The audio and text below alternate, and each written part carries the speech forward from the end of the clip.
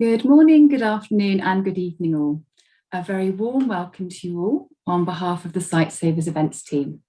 We are very much looking forward to supporting you during today's Global Disabilities Summit side event, Actions Speak Louder, building a global movement to help governments to account for delivering an equal world for people with disabilities. So I'm now delighted to hand over to Abia to welcome you to the session. Thank you. Over to you, Abia. Thank you so much, Devi. Thank you for having me, and thanks. We are a very warm welcome to all the amazing panelists for our side event today and the participants who are joining us online, and thanks for coming. And this is really important because we are talking about actions speak louder. And we are looking for building a global movement to hold governments to account for delivering an equal world for people with disabilities. This side event, with all the constituents and the stakeholders' engagement, we are really hopeful to explore what actions is needed to ensure the Global Summit 2020 commitments lead to action and delivery by the governments, and how we can build a global movement to hold governments to account to deliver an equal world. And it's all with the support of all the key stakeholders, especially we are having all the donors with us, with international organizations, UN, and all the key stakeholders, and especially the organizations of persons with disability. So this is really important how we are seeing the commitments and in the implementation way, because we know 10 to 15% of the total population are persons with disability, and 50% of them are women and girls with disability, and more than 80% from the global south. So we really need to take those actions to make our world equal for everyone. We are really grateful to our sponsors, and the site even like who are going to take part in it is co-hosted by Sightsavers Equal World Campaign, International Disability Alliance, We the 15 Ghana Federation of Disability Organizations, and we also have Ohana Indonesia and the government of Ghana. Thank you very much for your support. We have an amazing panelists joining us today to share your experiences, your thoughts with us. We are really delighted to invite, without any further ado, he is Mr. Motu Obla. Sorry for the pronunciation. He is the Director, Policy, Planning, Monitoring and Evaluation at the Ministry of Gender, Children and Social Protection. And he's monitoring and evaluation expert with more than 15 years of his experience. He is pioneer who led the development of the National Social Protection Policy and was also involved in the design and implementation of the National Social Protection Strategy and the livelihood empowerment against poverty in Ghana. I welcome you and give you the floor for your recommendation. Please, Motu Abla. Thank you. Thank you very much, Abia. On behalf of the governments of Ghana and all the relevant stakeholders, as far as this is concerned, I wish to welcome all of you sincerely to this very important side event being organized by Ghana, Sightsavers and others as part of the international global events that is taking place from today and tomorrow. We are delighted to be part of this summit and would want to say that the role of all of us as governments, as civil society organizations, as policy think tanks, NGOs, academia, our main role is coming together to make commitments towards ensuring that we have an equal world for persons living with disabilities. At the same time, also to adapt strategies and implement them that will help us in facilitating the implementation of the Convention on the Rights of Persons with Disability. We have a role to play as relevant stakeholders. We are to lead the path. We are to provide the leadership. We are to provide and show the commitment to ensure that the Convention on Persons with Disability is fully implemented, to ensure that they are also part and parcel of the international community. Whatever development agenda any country is implementing, all these people need to be part of it. So that is why we are here. Let me take this opportunity to also congratulate all the organizations and everybody that has played a key role in the Maiden Summit that was held in 2018, seeing over 1,200 delegates from about 67 countries in attendance, and then also about 300 organizations and governments signing up to the Charter for Change. That's the framework for implementing the Convention on the Rights of Persons with Disabilities. And we had over 1,000 attendees making specific commitments aimed at reinforcing disability inclusion into the various governments' policies and programs. I must say that all of us who participated in the 2018 summit have made some commitments. And we have also made some significant progress in the implementation of these commitments. In Ghana, all the relevant stakeholders, the disability organizations, the governments, civil society organizations have played a role in even reviewing the implementation of the 2018 commitment to see how far we have gone, what are the shortcomings, and what is the way forward. Then again, also, we, based on that, have also discussed and commonly agree on the commitments that are supposed to be made for the 2022 summit, something that we are committed to. The key thing is working together, not working alone. All stakeholders, disability organizations, research academia, civil society organizations, NGOs, community-based organizations, civil society organizations, religious-based or faith-based organizations, governments must work together to develop the strategies. We in Ghana have done so, and as we speak for the 2022 commitments, we are working on it to ensure that every stakeholder's role is clearly specified in the implementation so that we can work together complementarily to achieve the ideals of the global summit that we are holding. And I would want to call on all of us to show our leadership. We need to engage before the relevant stakeholders. We will be listening to some presentations today and also in the main summit, giving a diverse perspectives and experiences from various platforms. We cannot get a better time than this to have this global movement, or to build this global movement to develop and deliver an equal world for persons with disability. It is therefore incumbent on all of us as governments, as well as CSOs, research and academia, to turn this summit words into action. Whatever comes out of these discussions in this side event and even the main event should be turned into action, because we're saying what? Action speaks louder than words. So our actions would show what we have are about to do. I want to say that despite all the challenges that we might have met in our various countries and organizations, we need to still resolve and be resolute in our pursuit to ensure that the full execution of the 2022 Global Summit commitments are fully implemented. The government of Ghana will continue to collaborate with all the persons with disabilities, their respective organizations, and other relevant stakeholders, both at the national level as well as the international committee, to ensure that no one is really left behind. Distinguished participants, on this note, I wish to welcome all of us to this very important meeting and to wish us all fruitful deliberations and a successful summit. Thank you so much.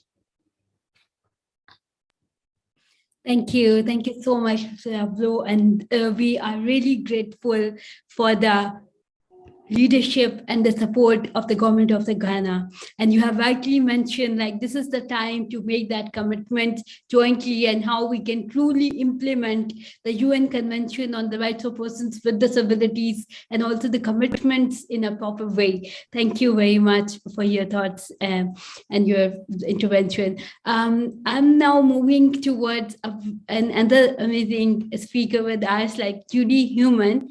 She was not able to join us in the panel today, but we have pre-recorded video with her, and she has shared her thoughts because she is one of the, like, post Washington 2021 has mentioned, is a mother of disability rights. She is a well-known activist globally and internationally, the disability rights advocate. She was working with an advisor with the Obama and Clinton Foundation. She was also like senior fellow of the Ford Foundation administration and was served in advisor to disability and development.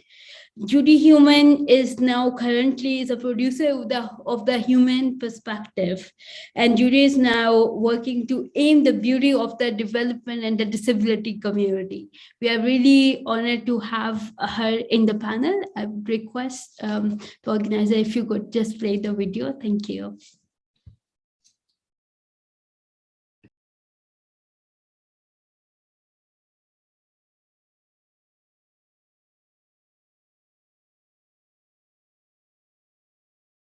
So what kind of like changes you have been witnessing from 2018 Global Summit on Disability? Well, obviously, since the last summit, we've had the pandemic. And I think the pandemic obviously has had a very negative impact on the globe, and certainly on poorer and middle income countries, even more than wealthier countries. And one positive thing that I believe has come out of this pandemic is that the development of our movements around the world have allowed us to more rapidly focus on the need to ensure that disabled people are not receiving substandard services and treatment, regardless of the country they're in. That our fight for the dignity and rights of disabled people and the laws that we have in place, which have been able to be used to more or less effect in different countries. But clearly groups like the International Disability Alliance and its many members have had a much stronger voice. If we were to be looking at this pandemic in 2000 or 2001 or 2, before the discussion started on the CRPD, I think we would clearly see a much more adverse situation happening to disabled people. So when I think about the summit and where we were in 2018 and where we are in 2022, we're looking at the fact that you have a more sophisticated, knowledgeable group of disabled people in civil society, in the disabled people's organizations, but also organizations that previously did not include disability. There are more of those alliances which are occurring. Again, they're not where they need to be, but we've seen changes so that we have a stronger voice that's not just the voice of disabled people. And I think also education has been slowly improving, although again, I'm very concerned about the pandemic and its impact on education for disabled and non-disabled children. But our voices are stronger. And I want to say to governments, the fact that governments are willing to hold and work with civil society, the summit in 2022, when there are so many things going on, I think also means that in many governments, issues affecting disabled people, again, not where we want them to be, but they are becoming more central. And this ability to, as the disability community, speak up and out about what it is that's going right and what is going wrong, and continuing to demand funding and support for our programs and inclusion across the agenda of governments. I think we're slowly making progress. What are the advice to the stakeholders, to the government and international organizations, how we can engage on a real sense the disabled people organizations, because they have very important role to play, as you mentioned, at all levels. So how they can engage them, and are there any good examples where the change is happening after engaging them? Well, you need to answer that last part of the question, because you have, I'm serious. Maybe you could speak a little bit about the work that you've done over the last 10, 15 years in locally in Pakistan, regionally and internationally. So what are one or two examples of what you think have happened and what more you think needs to happen? For us, like obviously when we started, it was really challenging to bring those persons with disabilities out of their homes because of the stigma and the discrimination, everything they were facing in their lives. But once they are in, they were very powerful voices because they know what are the challenges they are facing in their lives. So we incorporated with the government stakeholders in Pakistan. We made the parliament accessible. We talked with the different international organizations, and collectively we raise those voices to make the change. Yeah, I think one of the most important comments that you've made is really reaching out to people at the most local level, unleashing their voices and enabling people to feel respected for who they are, and the ability to work collectively together.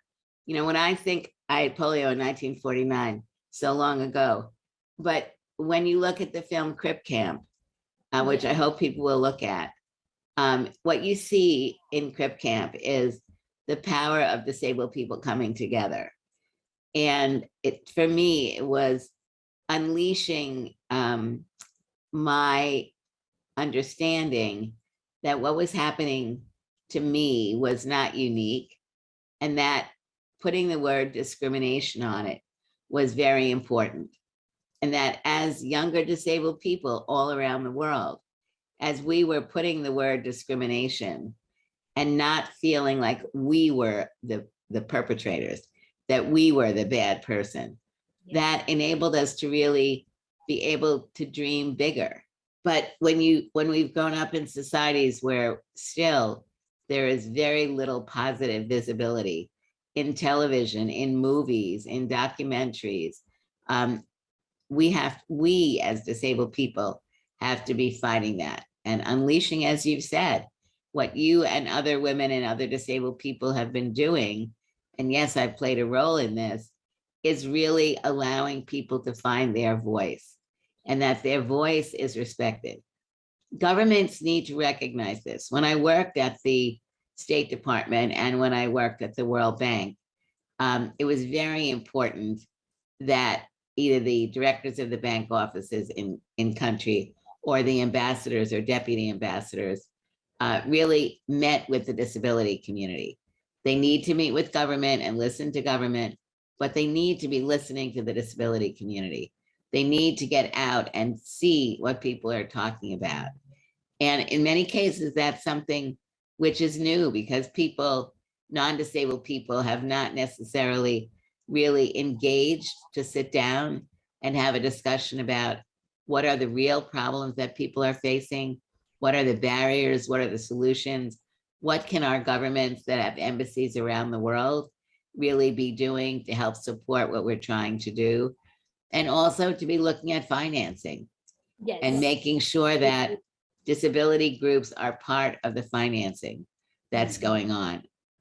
So what are the strategies that can make it more implementable and we can achieve? Because we cannot wait another, for years. I wish there was one answer, and there isn't. So does everybody listening.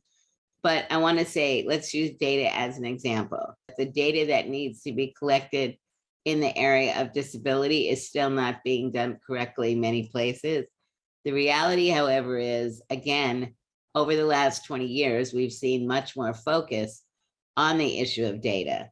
And we see more government programs that are, in fact, looking at data around disability. Now, what do we need to do to make this happen in a more prominent way?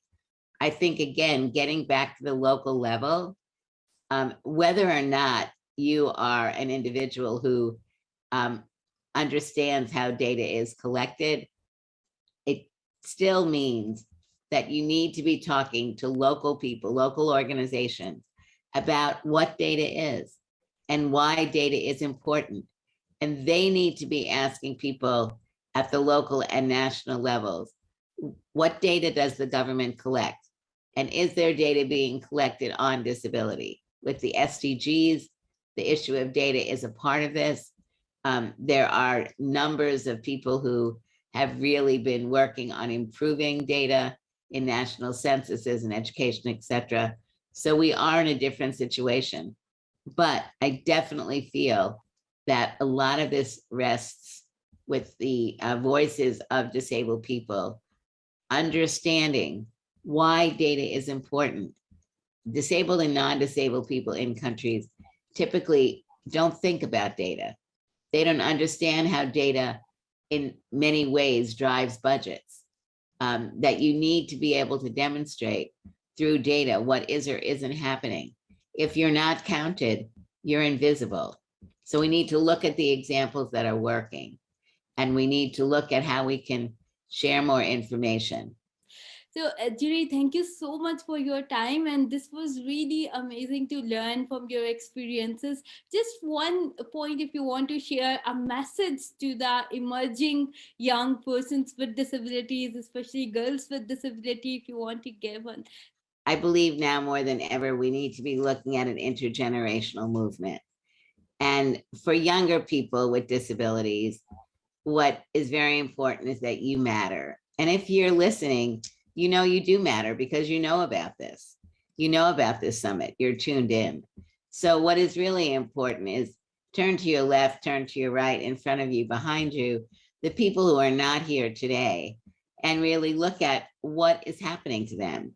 How are you helping to empower them? How is your organization or other organizations allowing disabled girls and women and boys and men to feel like their voice matters, and to help people learn the knowledge that they need to be able to effectively argue and collectively and cooperatively work with local government, national governments, international governments.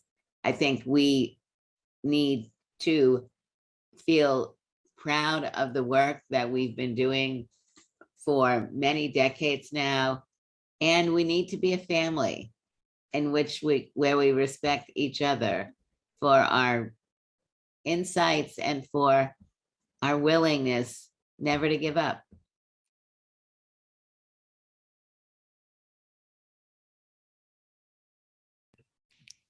Thank you. Thank you so much. It was really interesting talking with Judy because she is true example of action speaks louder. She is a revolution, like how she started the movement and then made so much change all over the world.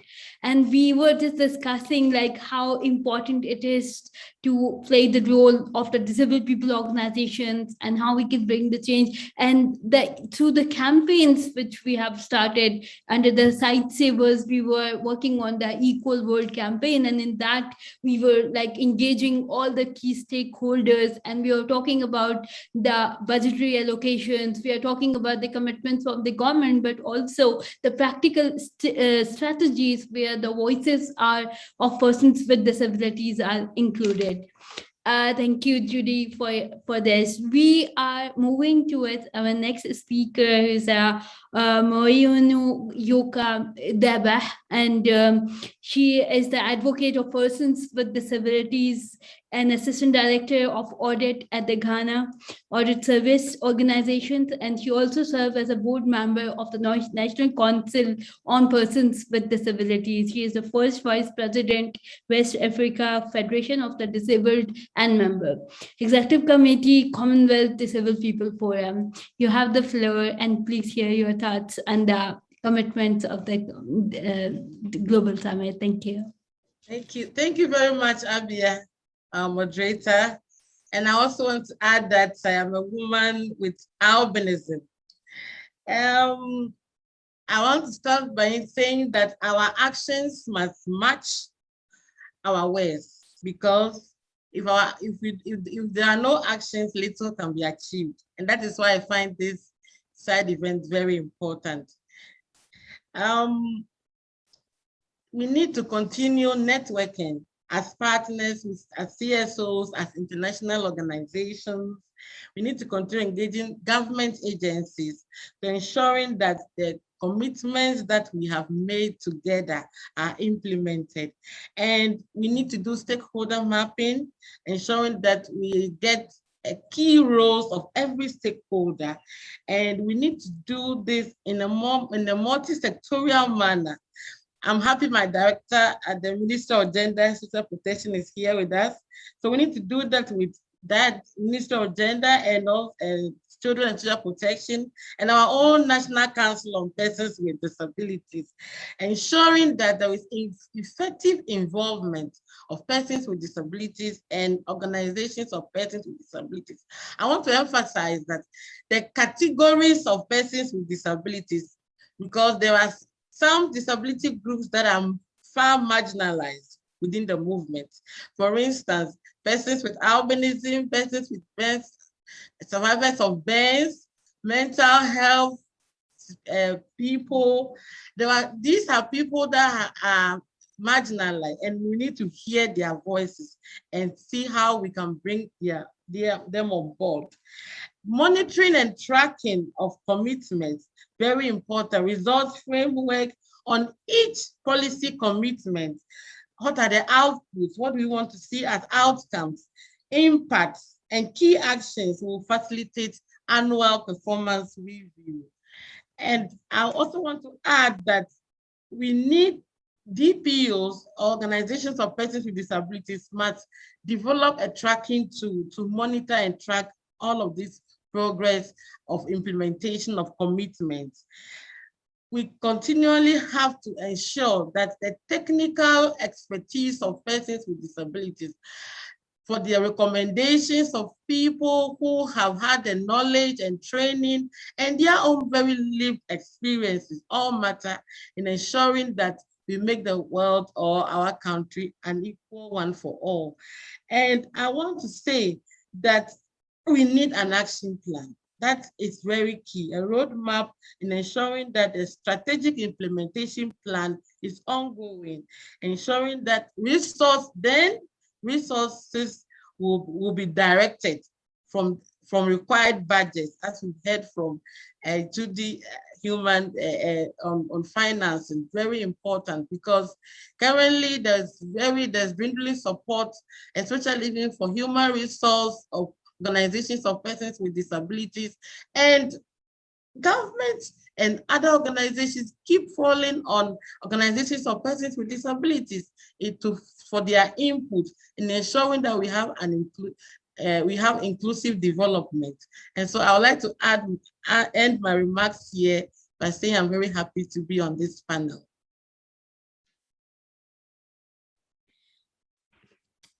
Thank you. Thank you very much for your intervention. And you have rightly mentioned, like, this is the summit of action. We have to map out the gender and the other organizations and how we can see the work we can take together. We are very delighted to have one of the speakers like Risnawati Otami. She is the founder of the Ohana Indonesia, a disability rights organization in Yogyakarta, Indonesia. And she is focusing on the disability rights, policy advocacy, and disability inclusive development. She holds a law degree from the Merit University, Indonesia, and a master's degree on her like law and also equality from the Herter School University, Brandeis University, USA. She is also elected as a UN CRPD committee member 2018 and 22. Thank you so much, Risnawati, for giving us the time, and under your leadership, please suggest how we can work together on the implementation of the commitments. Thank you. You have the floor. And I will.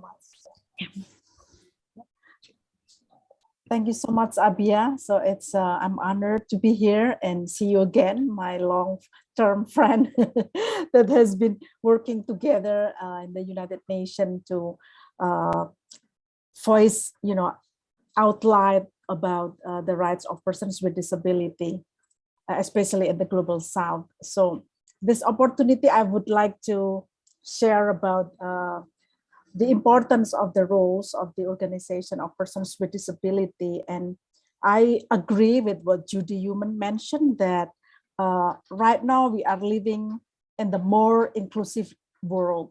So I agree that we have a lot of opportunities to work collectively with other civil rights movement, with other government stakeholders, and also other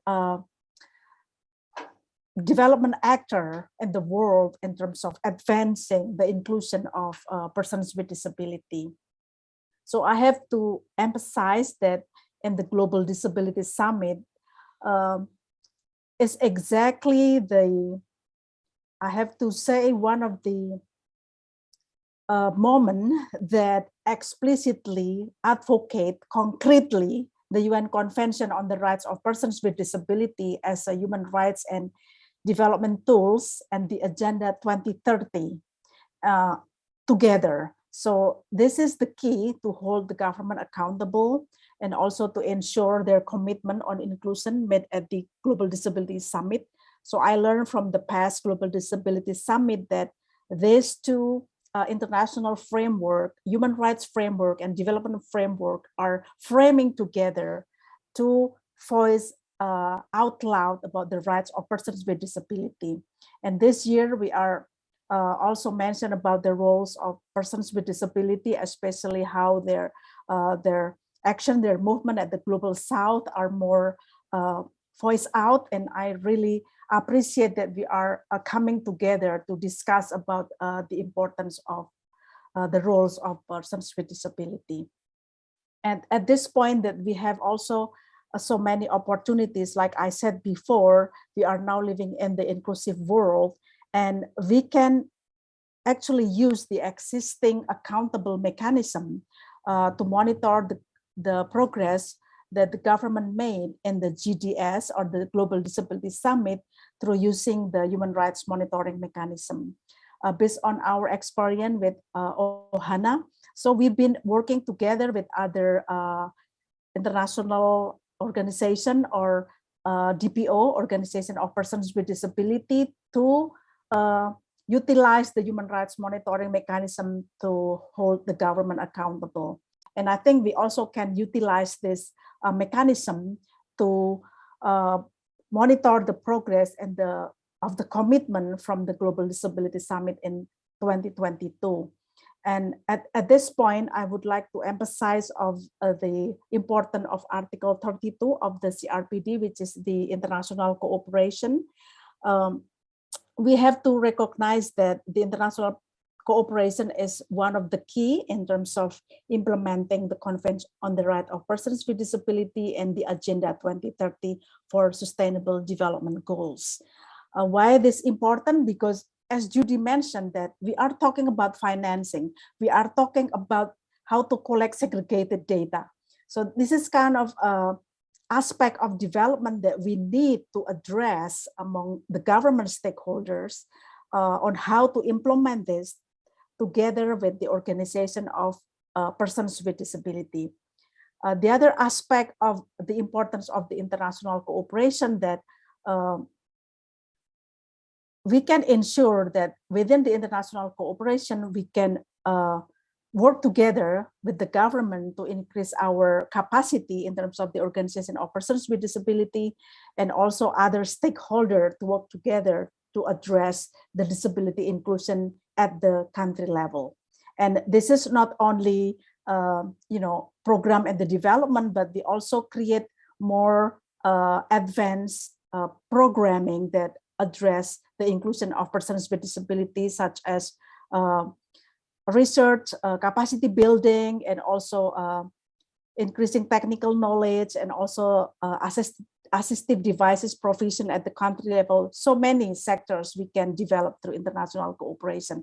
And I think the Global Disability Summit is really a concrete facts and also concrete action that the international government working together since 2018 and now engage more people with disability organizations to work together to address or to achieve disability inclusions.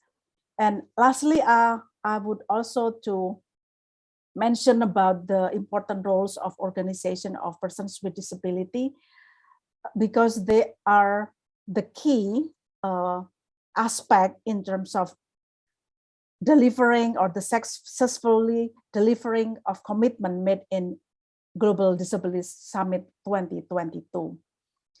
I have to mention that the partnership for inclusion of persons with disability with the government stakeholder can be implemented through increasing effective and meaningful participation of people with disability. And I have been observing about the disability rights movement in the Global South that is now more progressive and advanced in terms of working together with the government. And I have to admit and also appreciate with the government of Ghana that also showing about the good practice that they have been doing the organization of persons with disability. And I would like to quote from the CRPD that in the development and implementation of legislation and policies to implement the convention and other decision-making processes concerning issue of development and also persons with disability, state parties shall closely consult with and actively involve persons with disability, including children with disability, through their representative organizations. So from this statement from the CRPD, from the general comment number 7, I have to say that how important the roles of organization of persons with disability in influencing the policy and development to be more inclusive, accessible, and sustainable. So I think this is the message for all governments to understand in the correct way on how to ensure the effective and meaningful participation of people with disability and all across sector of development throughout the world. And I think this is my key message to the government, and hopefully all government understand and how to implement this Article 32 of the CRPD and also the general comment number 7 on the participation of people with disability, because this is the key success of implementing the convention and also the Agenda 2030. Thank you. Thank you, Resnawati. This was really important. You have mentioned about the monitoring mechanism, the international standards we have from the human rights perspective and the CRPD and general comments on that. We also seen like with the commitments of the Sustainable Development Goals, we have like since 2018, there was so many interventions and the government have really seriously taken the commitments to create that change. But because of the COVID response, we have seen so many disadvantages for persons with disabilities and those who were confined in that situation. So this is, I hope, the Global Summit 2022, how we take the commitments forward and we can see the change in the lives of persons with disabilities. Thank you very much for your thoughts. I will request Mr. Craig Spence. Craig Spence is an award-winning communicator who joined the IPC in September 2010.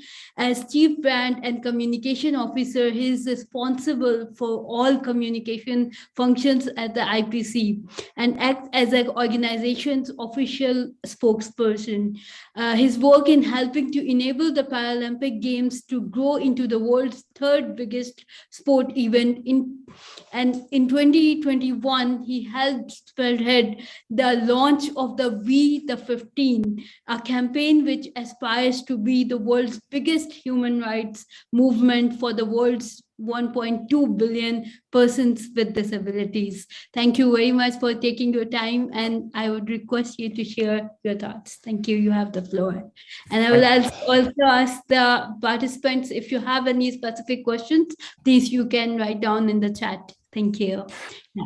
Thank you, Abia. Hello, everyone. I'm a 43-year-old male wearing glasses, very limited hair, and today I'm wearing a blue shirt and a red tie. Today, I want to talk to you about We the 15. And the starting point for We the 15, if we could just move on to the next slide, was the inclusion agenda. When you look at the inclusion agenda, there's been a lot of great progress in recent years in terms of gender, ethnicity, sexual orientation, but disability has been forgotten about. Despite the fact there's 1.2 billion persons with disabilities in the world who make up 15% of population. What we wanted to do was work together, taking inspiration from our first speaker today, was how could we develop a new movement that could unite the world's 1.2 billion persons with disabilities behind a movement that provokes change, conversations amongst the world's 85% without disabilities. So what we wanted to do was initiate a high-profile campaign that could ensure greater awareness, visibility, and representation of persons with disabilities. And in August 2021, we used the Tokyo 2020 Paralympic Games as a platform to launch We the 15. And if we move on to the next slide, We the 15 is not an IPC, International Paralympic Committee initiative. It's an initiative that is spearheaded by the IPC together with the International Disability Alliance. There's lots of fantastic work going on in the world when it comes to advancing the rights of persons with disabilities. And what we wanted to do was not reinvent the wheel, but actually how could we bring everyone together who shares our passion for inclusion to work together? So we brought together 20 international organizations spanning civil society, business, sport, and advocacy to say, let's work together. By working together, can we initiate more change? So when you've got the likes of the Valuable 500, UN Human Rights, UNESCO, Global Citizen, some big organizations, and then from a sport point of view, sport is this tremendous tool for engaging massive audiences around the world. So for the first time in history, the International Paralympic Committee, Special Olympics, the Invictus Games Foundation, and Deaf Olympics have worked together. And over the next decade, we'll use our sporting events to really initiate change and provoke conversations around why we need to advance the rights of persons with disabilities. So if we go on to the next slide, I just want to give you a summary of some of the highlights of the campaign so far. As I mentioned, we launched in August last year, just ahead of the Paralympic Games. We had a campaign film that celebrated how beautifully ordinary persons with disabilities around the world are. That film has been viewed by 750 million people so far. It's been shown on TV in more than 70 countries. We initiated a social media campaign around the launch of We the 15. It has had 2.4 billion impressions on Twitter. So we're engaging massive audiences here. The media relations campaign that we initiated around the launch of the campaign reached 6.7 billion people. That's equivalent to 80% of the population. As part of the launch, we illuminated 225 landmarks around the world purple. The reason why we did that is we want the 1.2 billion persons with disabilities to be united behind a colour. We want that colour to be purple in the same way that the Pride movement has a rainbow flag. We generated over 3,000 pieces of media coverage globally. And to date, there is 21% global awareness of We the 15. So every 1 in 5 people on this planet is aware of the campaign and what we want to achieve. If we go on to the next slide, what do we want to do now? Well, we want to turn the awareness that we've generated into actions. We want to change the world through We the 15. Later this year, we'll launch phase 2 of We the 15. And we want people to commit to change. No matter whether you work for a government, a business, you're responsible for a city or a media outlet, we want everyone at all levels of society to say what they are going to do to advance the rights of persons with disabilities. We'll align these commitments with the Global Disability Summits, and we'll report back every 2 years on the progress so far. So later this year, we'll announce to everyone how anyone can get involved. So everyone on this call, we'd love you to join the We the 15 network and work with us to provoking change amongst the world's 85% without disabilities for the world's 15% with disabilities. And later today at 6 p.m. Central European time, we've got a roundtable session all about We the 15, where we'll go into more details. Abir, back to you. Thank you, everyone. Thank you. Thank you very much for sharing this. This is really informative, and how we are collectively taking the action and shifting awareness into action. So thank you for sharing this. We are really hopeful, because these campaigns are joint actions, change the perspective and the mindset of the people, and we are witnessing that. We also connecting with the Site Savers campaign of the Equal World, that also making a visible change in many of the areas. Just an example, like in Pakistan, we also run that campaign, and we got 50,000 people who were following that. And in response, the government of Pakistan have taken the initiative of enactment of the legislation on the human rights. We made the parliament accessible. And there are so many examples around the globe where we are changing with our actions and the joint awareness raising. Thank you. Thank you very much. We are very honored to have the presence of Mr. John Chitty. Is a Zambian disability rights activist, musician, and the Site Savers Equal World Campaign champion. He was 2018 Melinda Washington Fellow, and has won a humanitarian award for his own contribution on disability issues in Zambia. He is and founder of the Albinism Foundation of Zambia, and also the chairman of the National Task Force in Zambia. You have the floor. Please share your thoughts. Thank you. Thank you so much, and welcome everyone to this important summit. As a person with albinism, I must say that people with albinism are still struggling with the issue of being accepted in the community.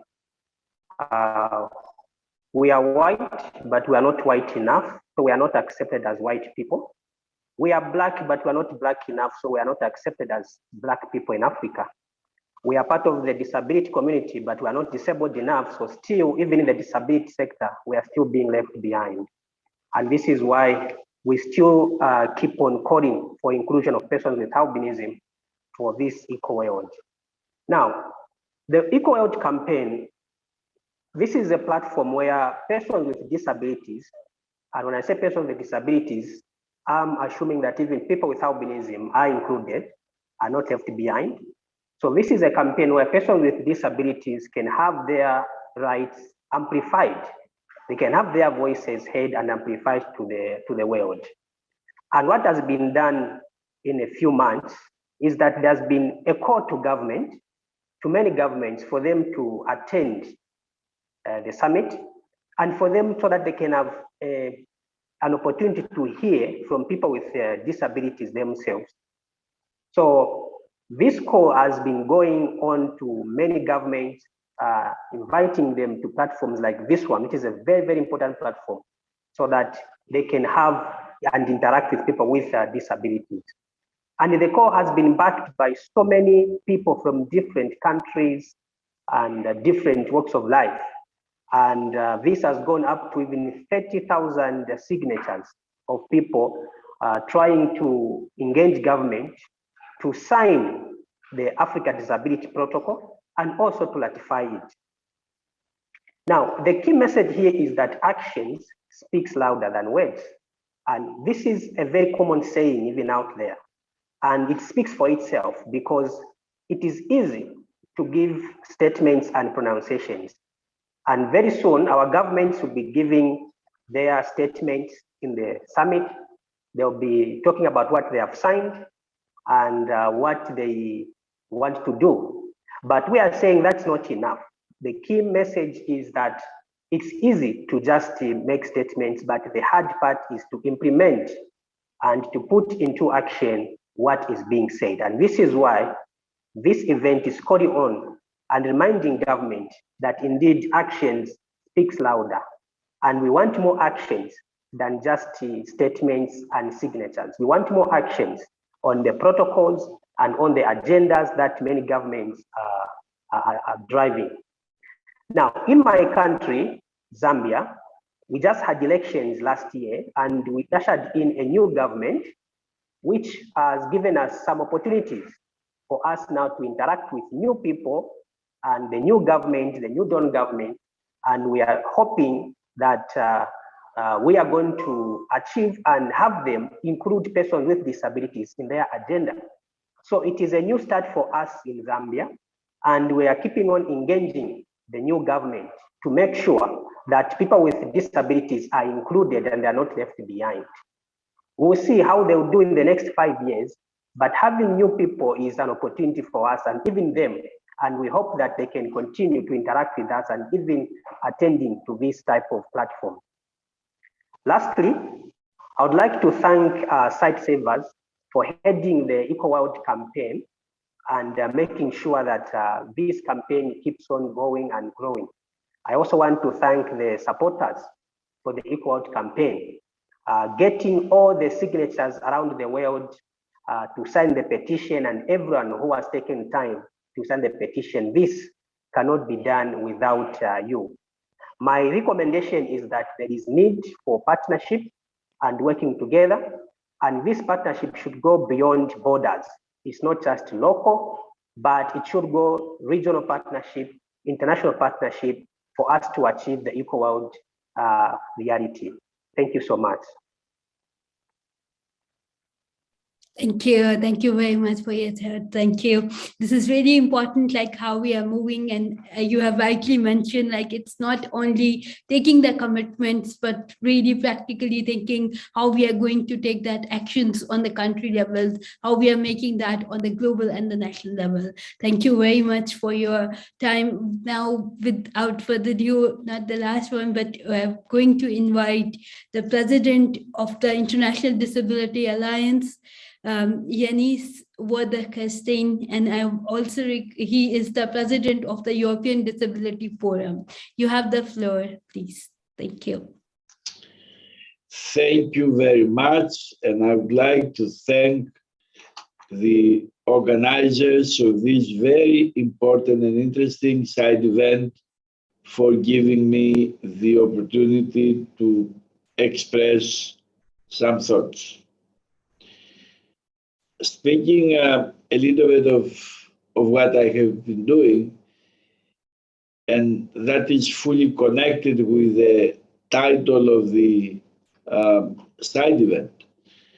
I am at the same time working at national level, European, and international. And that gives me the opportunity to understand in real practice how and substance, how it is to speak louder and what it means to speak louder. And probably more importantly, what it presupposes to be able to speak louder. My answer to this is very simple after 40 years of being involved at all levels, that we need strong disability movements. We need to gain our position at the table where decisions are made.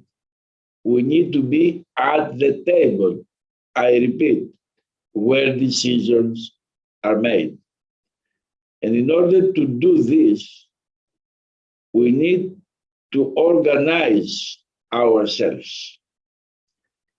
We need to realize that the 15% of the population, of the world population, 1.2 billion people, constitutes a powerful number of people.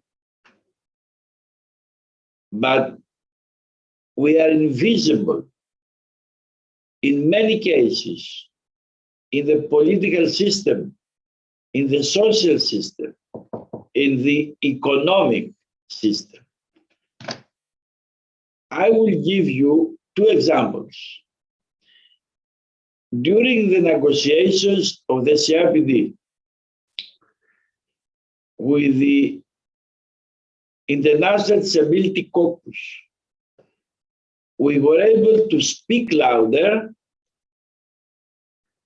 to gain our position in the negotiations because of the way we organized ourselves, organizations of persons with disabilities, civil society organizations, NGOs, etc., through the IDC, the International Disability Caucus.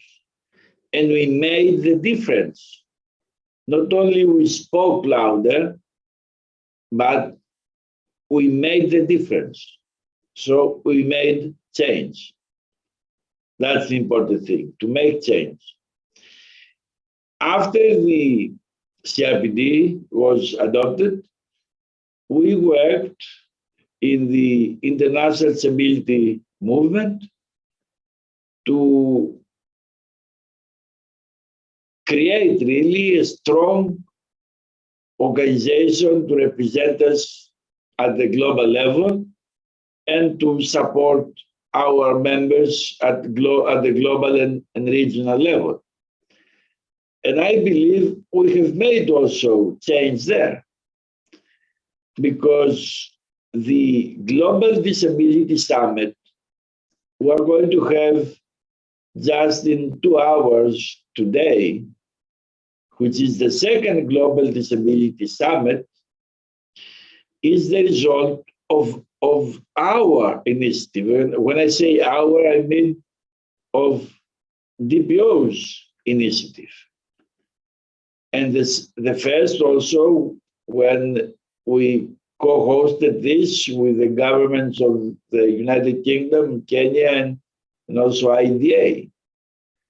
And if we take into consideration what has happened around the world, all these months culminating in the last 2 weeks and today and tomorrow, and how we have positioned the disability movement, that shows the way.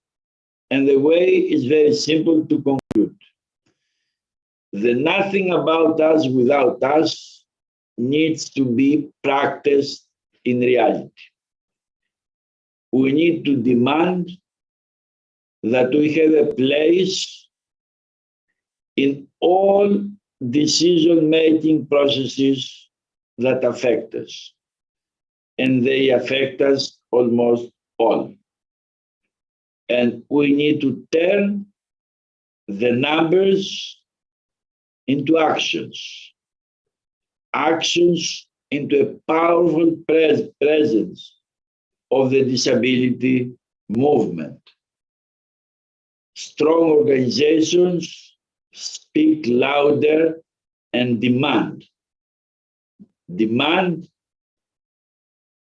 I conclude, to be at the decisions-making table.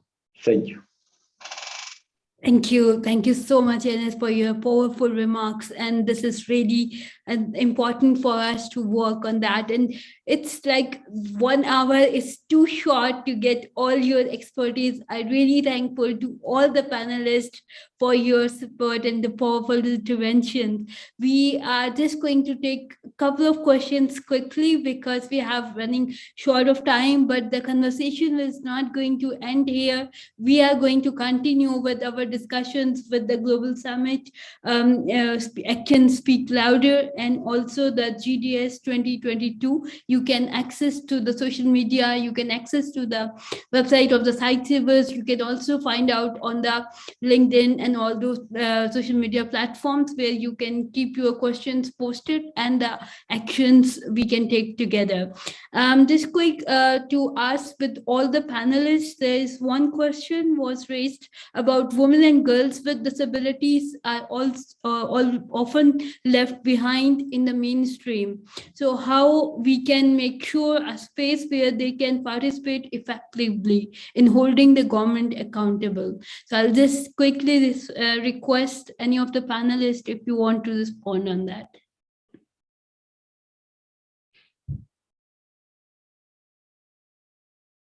You just unmute your mic and I want to respond on that.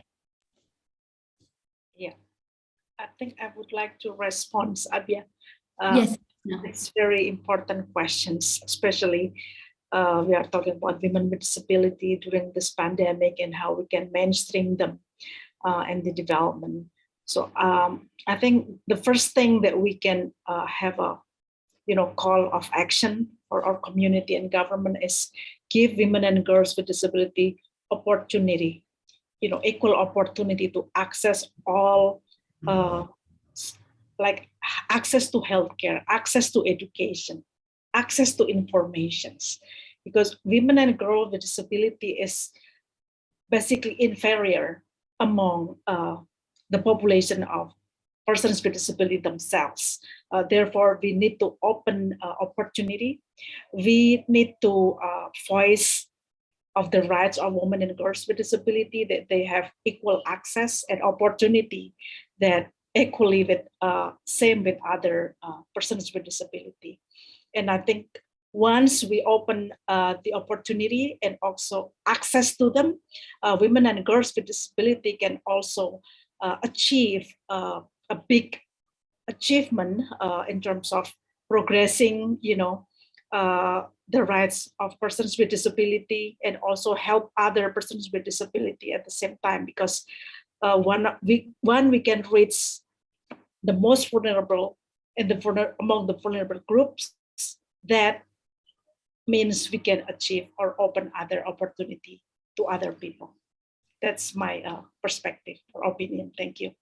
Thank you, Ms. Nawati. So we are really running short of time, but I would again thanks to all the panelists for your intervention and very thoughtful remarks on the side event. And we are grateful to all the participants who have joined us today, and especially the interpreters and the captionists who have done amazing work with us.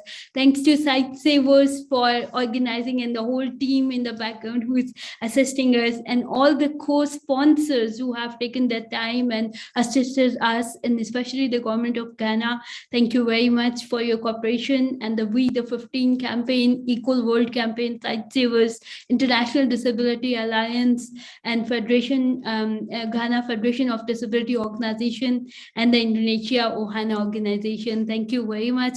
We will continue our discussions through the campaigns, and also we are having our hashtags GDS 2022 and also Action Speak Louder. And we also going to share all your thoughts. You have email address on the screen. If you want to share that email, campaigning.sitesavers.org, you can visit the website. And also the email address is rmcmu LLAN@sightsavers.org.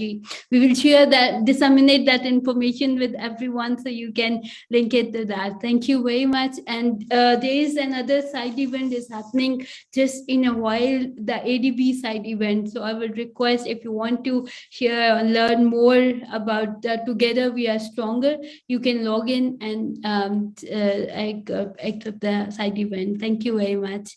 Thank you, everyone.